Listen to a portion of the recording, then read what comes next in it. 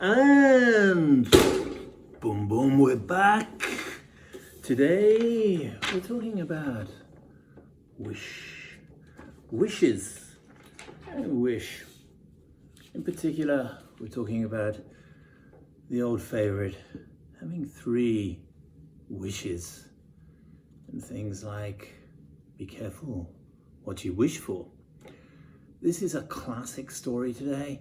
And so what I'm going to do is we're going to do something a little bit different. We're going to read through the story. I'm not going to have any exercises. I just want this to be a listening exercise. Listen with Gavin. And so we're going to read the story.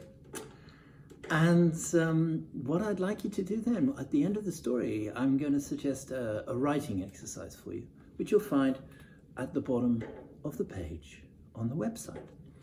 So what I'd like you to do then, obviously, as usual, take a look at the website. There's other stuff on the website. Listen to this story. It's a super famous story.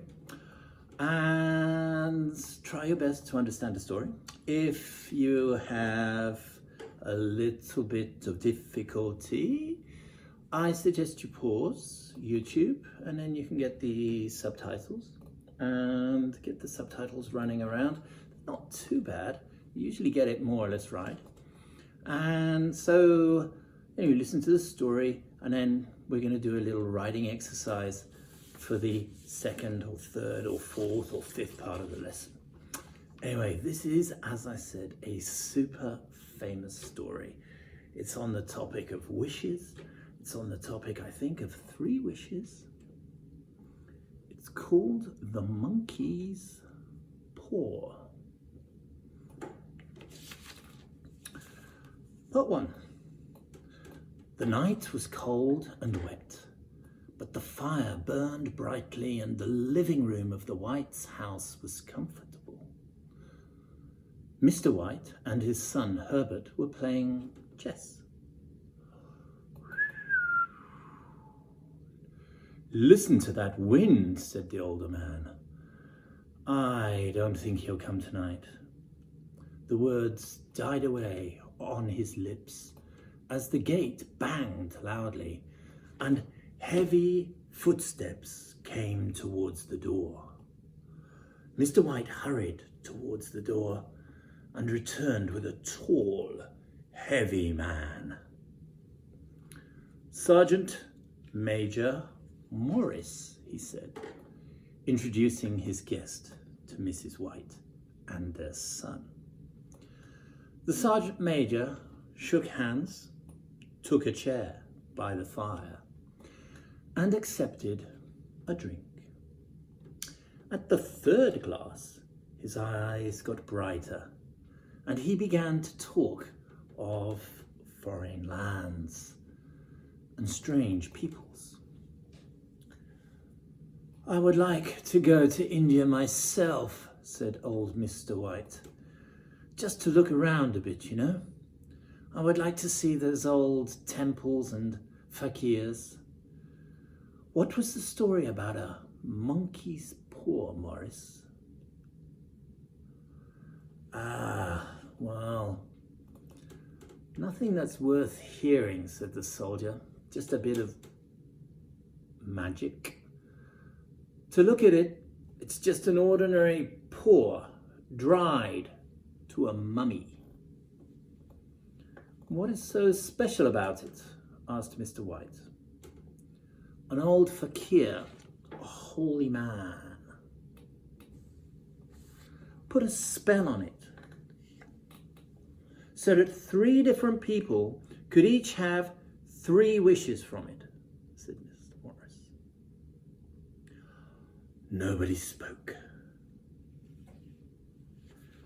Then Herbert broke the silence in the room. Did you make the 3 wishes? He asked the soldier. I did, replied the soldier. His glass tapped against his teeth. Has anybody else wished? Asked the old lady. The first man had his 3 wishes, yes, was the answer. And I don't know what the first 2 were, but the 3rd was for death. That's how I got the paw.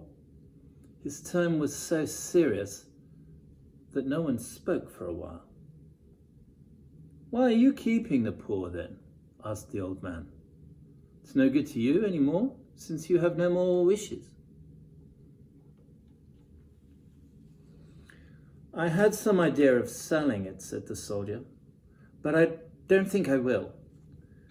It is responsible for enough trouble already. Besides, people just don't want to buy it. Suddenly he threw the paw into the fire. Old Mr. White immediately bent down and picked it up. I threw it on the fire, said Morris. If you keep it, don't hold me responsible for what happens. I won't, said the old man.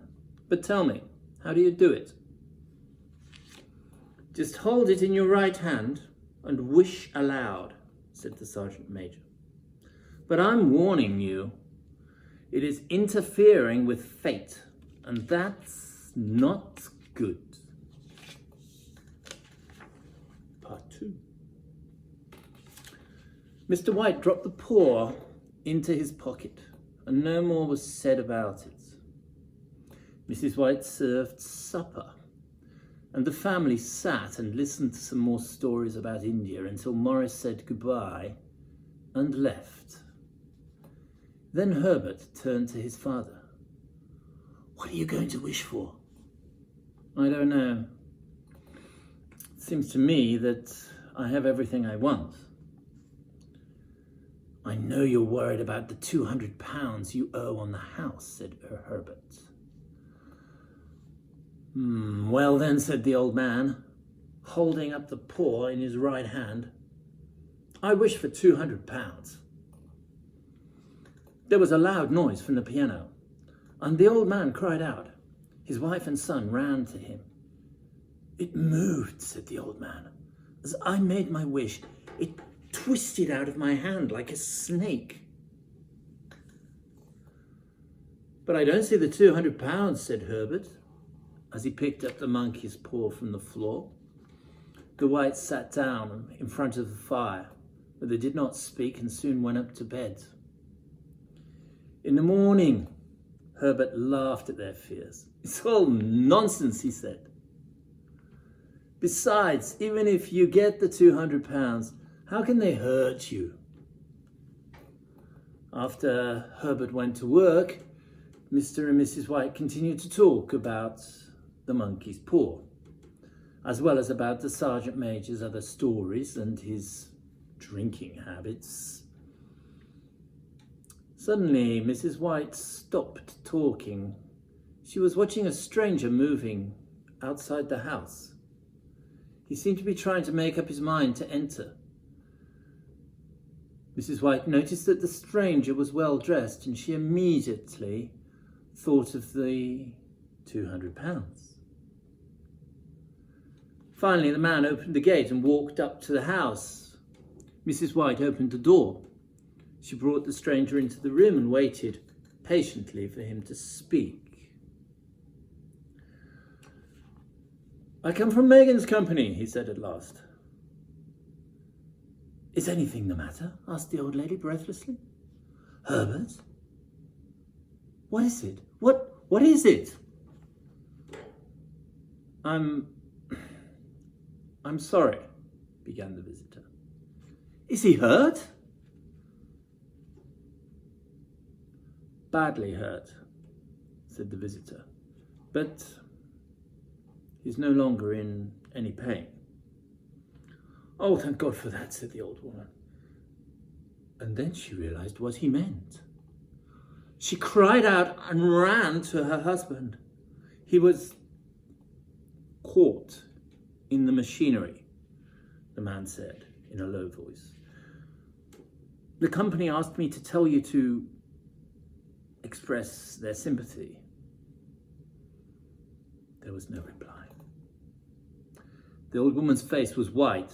The old man looked sick. The Megan's company is not responsible, the visitor continued. But as your son was a good worker, they want to give you some money. Mr. Wright rose to his feet. How much? He said with a look of horror on his face. £200 was the answer. Mrs. White screamed, but the old man did not hear her. He fell senseless to the floor. Part 3.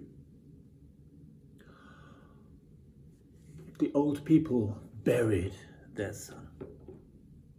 It was all over very quickly. The days passed and nothing happened to make their hearts lighter. Sometimes they sat for hours without speaking. They slept badly, and often Mrs. White did not get any sleep at all. One night she awoke her husband. "The monkey's paw!" she cried wildly. "Where is it? I just remembered it. Why didn't I think of it before? Why didn't you think of it?" "Why? What?" "I don't understand," said Mr. White. "The other 2 wishes. You only used 1. Go down. Get the paw. Wish our boy alive again." The old man did not like that idea, but his wife dragged him to the hallway. He went down to the living room and found the paw, but he could only think of the way his son had looked at as he lay dead. A cold sweat covered his face. "Oh, it's foolish, it's wicked," he said. "Whoosh," his wife said in a strong voice. He raised his hand. "I wish my son alive again," he said, and the paw fell to the floor. Mr. White dropped weakly into a chair as the older woman went to the window and stood looking out. Nothing happened, except that the candle burned down. Finally, the old man went to bed, and his wife soon followed. But they could not sleep, and so the old man went downstairs to get a candle. When he reached the bottom of the stairs, he suddenly heard a knock at the door. He stood motionless until the knock was repeated. Then he hurried up the stairs to the bedroom and closed the door behind him. The third knock was very loud. Mrs. White sat up in the bed. "It's Herbert!" she screamed. "It's Herbert! I forgot. He's buried 2 miles away. Buried 2 miles away. I must open the door." No. Don't let him in," said the old man, trembling. "You're afraid of your own son?" she cried. "I'm going down." There was another knock. And another. The old woman hurried downstairs. Her husband called to her, but she did not turn back. "Come and help me," she shouted from the hallway. "I can't reach the bolt at the top." There was no answer. Her husband was on his hands and knees on the floor. He was trying to find the paw. He wanted to find it before the thing that was outside could get in. He heard his wife put a chair near the door.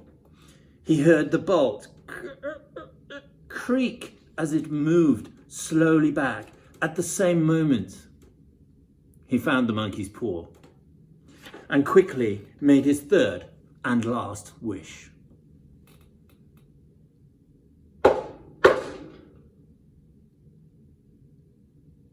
The knocking stopped suddenly. He heard his wife open the door. A loud cry of disappointment gave him the courage to run down and stand at her side. The street lamp shone on a quiet and deserted road. What a great story that is. Super famous story about 3 wishes. Now, here we go. Your writing task today is to write a story of your own. A 3 wishes story. Not just oh, this is my essay, I wish this and this and this. Some of you have written some really great stories showing some wonderful imagination. Wishes are all about imagination. Of course, if you make your first wish, I want limitless wishes. That's cheating. If you make your first wish, I want limitless genies. That's cheating. 3 wishes. Only 3. Get to it. Look forward very much to reading your answers. Thank you. Boom, boom.